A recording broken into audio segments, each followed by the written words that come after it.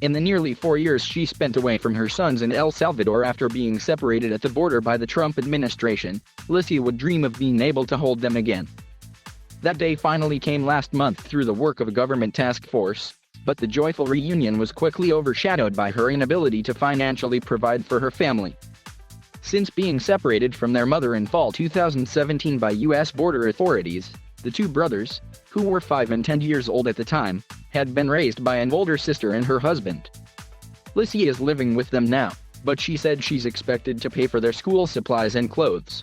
Additionally, her son-in-law told her she'd need to contribute to the rent soon despite not being able to work. "I'm very grateful for being allowed into the country and being reunited with my sons," Lisy told BuzzFeed News. "But as much as it pains me to ask, I need help."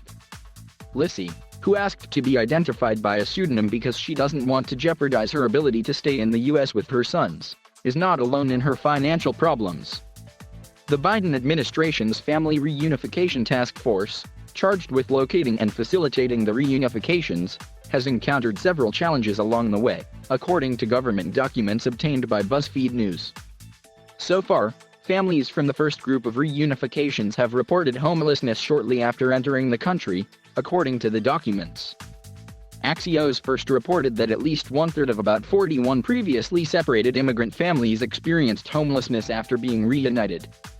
To help solve the problem, the task force wants the Department of Health and Human Services to offer resettlement services for families, including English classes, money, and medical assistance. But it's unclear, according to the documents, whether the government has the authority to fund the process. Officials hope the funding would help stop any further traumatization of the recently reunified children. "It is critical we find a solution in the near term," the document states. The Biden administration identified 3,913 children who were separated from their parents at the southern border as a result of Trump's zero-tolerance policy. Finding and physically reuniting families was made difficult by the lack of a comprehensive tracking system among all government agencies involved. The situation was made worse by numerous errors in the files, such as wrong dates, incorrect names, and duplicated cases, a senior Homeland Security official told reporters. In a statement, the Department of Homeland Security said officials are working to ensure reunited families receive the housing and other sources of stability they need. As we explore solutions, the task force is working with the private sector to provide families we reunify, who were separated under the Trump administration's zero-tolerance policy, with housing when needed, a spokesperson said in a statement. DHS said the task force started reuniting families through a trial process in order to identify complex challenges. But according to the documents, it's not satisfied with the current reunification pace as it faces challenges identified through the initial group of reunifications. Along with trying to add services for arriving families, the task force has worked to improve contact and information sharing with separated families. To do that, the task force is working to educate families on the process and has enlisted the U.S. Agency for International Development to find families who may have been separated, according to the document. The task force noted that advocates had told them that separated families were hesitant to come forward and did not have the necessary information to trust the process. Elsewhere, DHS is working to build a public website for families to self-declare their separation and planning to include an instructional video. A senior administration official previously told reporters the task force intentionally started the reunification slowly so it could go faster later.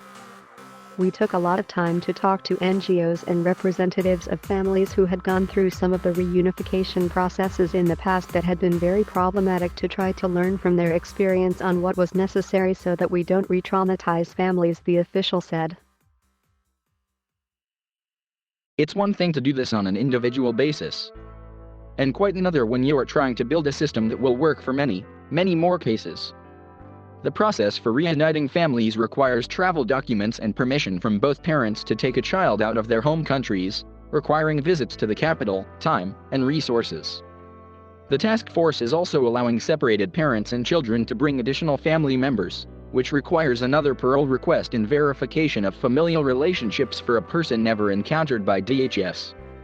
Finally, the U.S. has to establish a way to pay for the travel costs of the family, which has meant partnering with the private sector to help cover additional family members.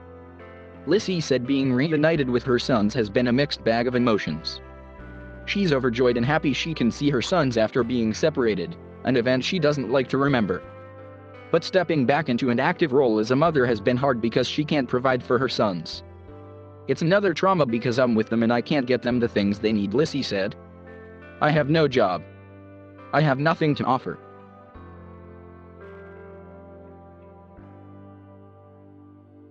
Thank you for watching. Please subscribe.